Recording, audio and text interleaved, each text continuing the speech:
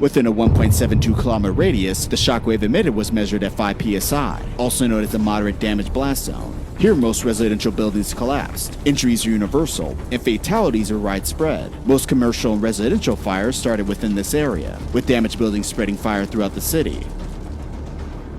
Within a 2.21 kilometer radius, due to the bomb's extremely high temperature, the shockwave emitted contained high levels of thermal radiation, causing 30-degree burns and clothing to instantly ignite into flames. 30-degree burns extended throughout the layers of skin and were often painless due to the destruction of pain nerves. This left many with severe scarring or disablement, and in severe cases often required amputation of burned limbs. As a result, around half the people between 760 meters and 2.21 kilometers from the blast were killed from burns, debris, smoke, collapsed buildings, and radiation sickness, which translated roughly to an additional 69,000 Japanese fatalities over a period of 60 seconds.